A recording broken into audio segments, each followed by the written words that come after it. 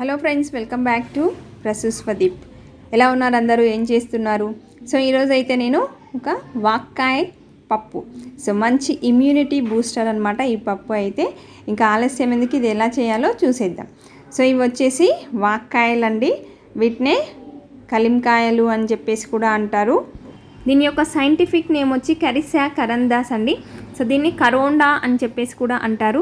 So మరి మనకి దీంట్లో ఉండేటువంటి పోషక పదార్థాలు ఏంటి అనేటువంటివి అయితే ముందుగా తెలుసుకుందాము. సో దీంట్లో ఉన్నటువంటి పోషక విలువలు కనుక చూస్తున్నట్లయితే మనం దీంట్లో ఐరన్ పర్సంటేజ్ అనేటువంటిది ఎక్కువగా ఉంటుందండి. And vitamin C, vitamin A, calcium, phosphorus, magnesium అనేటువంటివి మనకు దీంట్లో అవైలబుల్లో ఉంటాయి. సో మంచి ఇమ్యూనిటీ బూస్టర్ అని చెప్పుకోవచ్చండి. విటమిన్ సి అనేటువంటిది ఎక్కువగా ఉంటుంది. సో దీని టేస్ట్ కూడా మనకి పులుపుగా ఉంటుంది, పుల్లగా ఉంటుందన్నమాట. సిట్రస్ జాతికి చెందినటువంటిది. అండ్ ఇది మనకి ఎక్కడ దొరుకుతుంది అంటే జనరల్గా ఇది ఎక్కువ వర్షాకాలంలో ఎక్కువగా లభిస్తుందండి మార్కెట్లో అయితే. అండ్ ఎక్కువ గుట్టల దగ్గర అట్లా ఇది ఎక్కువగా పెరుగుతుంది. సో నేను మొన్న మార్కెట్లో తెచ్చేటప్పుడు వాళ్ళు మాట్లాడుకుంటుంటే విన్నానండి. సో ఊర్లలో అయితే ఎక్కువగా వీటిని గుట్టకాయలు అని చెప్పేసి అంటారంట. సో ఇవైతే జనరల్గా ఫస్ట్ అయితే గ్రీనిష్లో ఉంటాయండి కలరు. అండ్ ఈ వైటిష్ కలర్ వచ్చేసి అప్పుడే పండుతున్నటువంటి స్టేజ్ అనమాట. అండ్ నెక్స్ట్ కంప్లీట్గా పింక్ అయిపోయింది కదా, రెడ్డిష్గా, ఇదైతే కంప్లీట్గా పండినటువంటి స్టేజ్ అనమాట.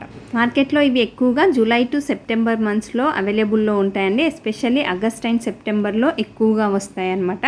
అండ్ ఇదైతే పప్పు కాంబినేషన్లో ఏ విధంగా వండుకోవచ్చు అనేది ఇప్పుడు చూద్దాము. సో నేనైతే ఒక కప్పు పప్పు తీసుకున్నానండి. సో కందిపప్పు, ఎర్రపప్పు కూడా తీసుకోవచ్చు. సో దీన్ని మంచిగా వాష్ చేసేసుకొని, సో మనం వాక్కాయలు కూడా చక్కగా వాటర్లో కడిగేసుకోవాలండి. కడిగినటువంటి వాక్కాయల్ని ఇలా మధ్యలోకి చీల్చుకోవాలండి చాకుతోని. సో దీంట్లో వచ్చేసి సీడ్ ఉంటుంది, చిన్నది వైట్గా ఉంటుందండి. సో ఈ సీడ్ని మనం తీసేయాలి. సో జనరల్గా చిన్న వాటికైతే మనకి పెద్దగా సీడ్ అనేటువంటిది ఉండదు, లైట్గా వైటిష్గా ఉంటుంది తప్ప స్పెషల్గా సీడ్ లాగా ఏం కనిపించదు అనమాట. సో కానీ ఇలా కొంచెం పెద్దగా అయినటువంటి వాటికి మాత్రం సీడ్ అనేటువంటిది కనిపిస్తుంది అనమాట. సో వాటిని మధ్యలోకి ఇలా చాకుతోని కట్ చేసేసుకొని మధ్యలో ఉన్నటువంటి సీడ్ని అయితే తీసేసుకోవాలన్నమాట. సో ఈ విధంగా మనం పప్పులో ఎన్ని కావాలంటే అన్ని కట్ చేసుకొని వేసుకోవచ్చు. సో ఇక్కడ నేనైతే ఒక కప్పు పప్పుకు వచ్చేసి ఒక కప్పు తీసుకుంటున్నానండి. సో ఇవి పులుపు అనేటువంటివి మనకు చింతకాయ లాగానే ఉంటాయండి, సేమ్, కాబట్టి తక్కువగానే తీసుకోవాలి. సో పులుపు ఎక్కువగా ఇష్టం లేని వాళ్ళు హాఫ్ కప్ తీసుకున్నా సరిపోతుందండి. కొంచెం ఎక్కువ పుల్లగా కావాలనుకున్న వాళ్ళు 1 కప్ తీసుకోండి. సో ఈక్వల్గా సరిపోతుందన్నమాట పులుపు అయితే. సో ఈ పుల్లదనం అనేటువంటిది మనకు సిట్రస్ జాతికి చెందినటువంటిది కాబట్టి విటమిన్ సి అనేటువంటిది ఎక్కువగా ఉంటుందండి. సో ఈ విటమిన్ సి అనేటువంటిది మనకి ఏం చేస్తుందండి, సో మన టిష్యూస్ని, మన బాడీలో ఉన్నటువంటి సెల్స్ని, టిష్యూస్ని రిపేర్ చేస్తుందన్నమాట. పాడైపోయినటువంటి వాటిని మంచిగా రిపేర్ చేస్తుంది. అండ్ లివర్ అనేటువంటిది మంచిగా పనిచేయడానికి యూజ్ అవుతుందన్నమాట. అండ్ అదేవిధంగా మనకి ఐరన్ అనేటువంటిది ఎక్కువగా ఉంటుంది ఇందులో, కాబట్టి ఎనిమిక్ పేషెంట్స్కి ఇది చాలా యూజ్ అవుతుందండి. తప్పకుండా ట్రై చేయండి మీరు. అండ్ ఆయుర్వేదిక్ పర్పస్లో చూసుకుంటే కనుక దీన్ని మెడిసిన్గా కూడా యూజ్ చేస్తారండి. సో ఎస్పెషల్లీ దీనికి ఎసిడిటీ, ఇండైజెషన్ అలా యూజ్ చేస్తుంటారు. సో ఇలా చూసారు కదండి సీడ్స్ అనేటువంటివి ఏ విధంగా వచ్చాయో. సో ఇప్పుడు తీసుకున్నటువంటి 1 కప్ అనేటువంటిది పప్పులో వేసేసుకొని దానిలో మనకి టేస్ట్కి సరిపడా నేనైతే పచ్చిమిర్చి తీసుకుంటున్నానండి. మీరు కావాలంటే రెడ్ చిల్లీస్ పౌడర్ కూడా తీసుకోవచ్చు. సో ఒక 4 to 5 పచ్చిమిర్చి కారం తినేదాన్ని బట్టి వేసేసుకోవాలి. అండ్ ఒక చిటికెడు పసుపు. సో పోపులో మళ్ళీ వేసుకుంటాం కాబట్టి కొంచెం పసుపు వేసేసుకొని, సో స్టవ్ ఆన్ చేసేసి ఒక 3 విజిల్స్ వచ్చేంత వరకు అయితే కుక్కర్ని స్టవ్ పైన పెట్టేసుకోవాలి. సో ఉడికిపోయిందండి పప్పు.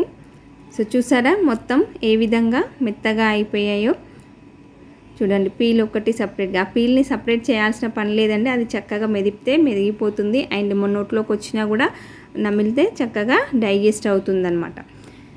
సో దీన్ని కావాలనుకుంటే అలాగే ఉంచవచ్చు, ఆల్రెడీ మెత్తగా అయిపోయింది కాబట్టి ఇంకా మొత్తం మ్యాష్ కావాలి అనుకుంటే పప్పు గుత్తితోని ఇంకా మొత్తం కూడా మ్యాష్ చేసేసుకోవచ్చు అనమాట.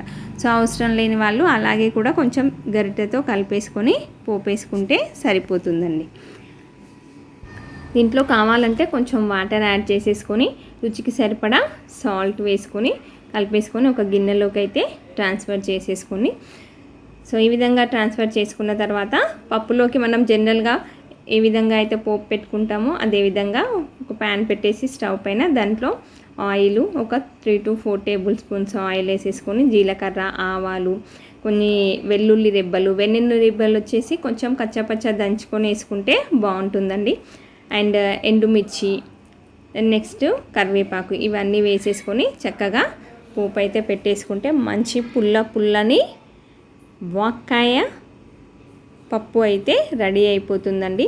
సో ఇది డయాబెటిక్ పేషెంట్స్కి కానివ్వండి, అండ్ ఎసిడిటీ ప్రాబ్లం ఉన్న వాళ్ళకి కానివ్వండి, అండ్ యూరినరీ డిజార్డర్స్ ఉన్న వాళ్ళకి కానివ్వండి, కాన్స్టిపేషన్ ఉన్న వాళ్ళకి అంటే మలబద్ధకం ఉన్న వాళ్ళకి కానివ్వండి, ప్రతి ఒక్కరికి కూడా దీంట్లో మనకు ఆయుర్వేదిక్గా మంచి మెడిసినల్ వాల్యూస్ ఉన్నాయండి. సో కాబట్టి మార్కెట్లో అవైలబుల్ ఉన్నప్పుడు ఇవి కంపల్సరీగా తెచ్చి ఇంట్లో అయితే యూస్ చేసుకోండి. అండ్ వన్ మోర్ ఇంపార్టెంట్ ఏంటంటే పిల్లలు ఎంతో ఇష్టపడే చెర్రీస్ ఉంటాయి కదండి, అవి కూడా దీంతోనే ప్రిపేర్ చేస్తారు. నేను వీలైతే ఆ వీడియో కూడా పోస్ట్ చేస్తాను. అండ్ ఈ వీడియో కనుక నచ్చినట్లయితే తప్పకుండా లైక్ చేయండి, నా ఛానల్ని సబ్స్క్రైబ్ చేసుకోండి.